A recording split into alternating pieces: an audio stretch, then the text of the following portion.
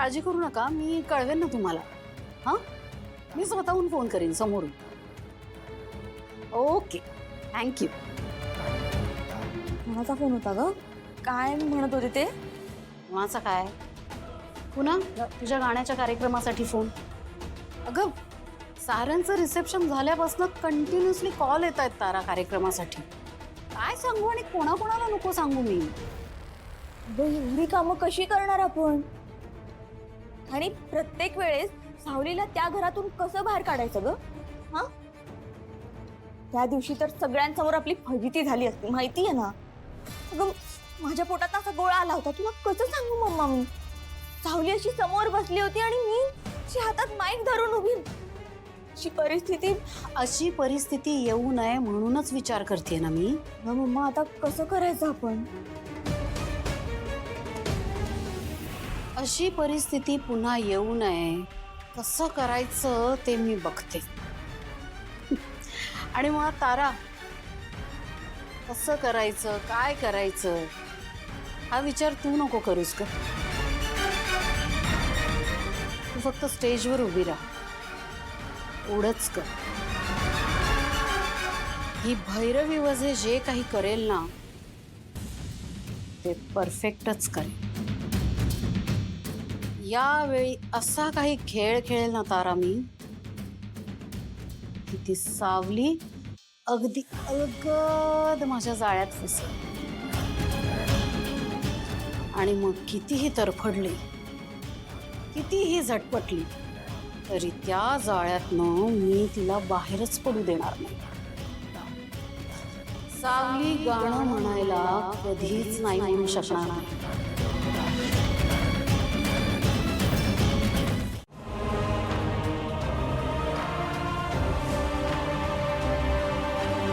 कसं एकनाथराव, तुम्हाला वाटत असेल की भैरवी माई कधी कधी किती चिडतात, चिडून नको नको ते बोलतात आपल्याला. हो ना सखदेवा? राग येत असेल ना माझा? पण अहो, ते सगळं तुमच्या काळजीपोटी असतं, तुमच्यावरच्या प्रेमापोटी असतं हे सगळं. अहो, किती झालं तरी सावलीला लहानाची मोठी केली आहे मी, तिचा सांभाळ केलाय. मग जेव्हा ती इथं नाहीये तेव्हा तुम्हा सगळ्यांची काळजी घेणं माझी जबाबदारीच आहे ना. हा, हो ना जयंती? बरं, सावलीला फोन करून कळवायला हवं की तुम्ही सगळेजण इथं ठीक आहात, मी आहे इथे तुमची काळजी घ्यायला. जयंती, जरा फोन लाव सावलीला. रिचार्ज संपलंय ना, ते पैसेच नाहीत. काही हरकत नाही, मी लावते. खूप काळजी करत असेल हा ती.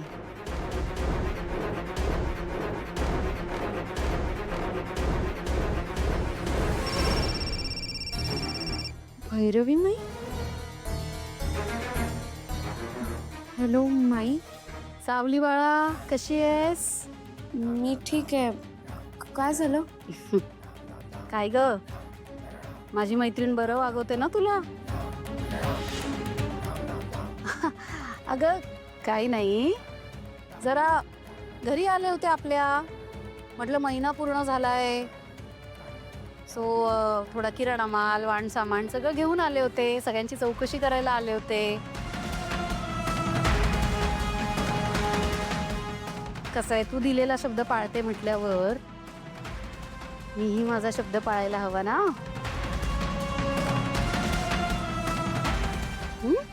हो की नाही? माहितीये का सावळे, काय काय आणलंय भैरवी माईंनी? म्हणजे 2 महिने काय पाहायची गरजच नाही बघ. अगं, तेल आणलंय, पापड आणले, मसाले आणले, डाळी आणले, तांदूळ आणले, गहू आणलाय. फक्त माझा फेस पॅक तेवढा राहिला, तर तो फेस पॅक आहे ना भैरवी जयंती. मी बोलू?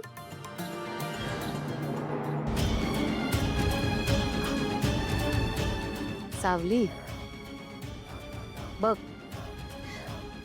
तू म्हणत असशील भैरवी माई चिडतात, बोलतात, पण तुला हेही माहिती आहे का कंपनीच्या मागे जी झोपडपट्टी होती ना त्यात आपल्या कंपनीचे स्टिकर्स लावून लेबलिंग करून जो डुप्लिकेट माल विकत होते तो माल पकडला गेला ना रे.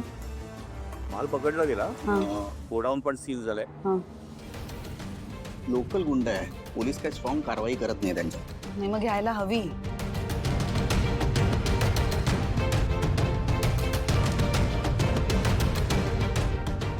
कारण हे असे खोटारडे लोक सुटता कामा नये. स्ट्रिक्ट काय ती ऍक्शन घ्यायला हवी.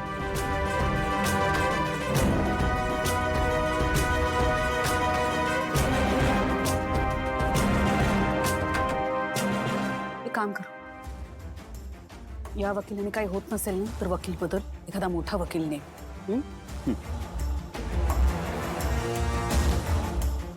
पैशाची चिंता करू नकोस. मॉम, बाहेरच्या खोटारड्या लोकांना शिक्षा देण्यासाठी आपण लॉयर्सची लाईन लावू,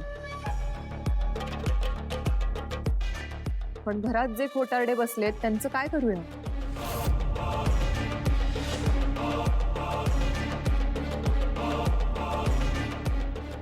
या मुलीला आपण किती दिवस ठेवून घ्यायचंय घरात?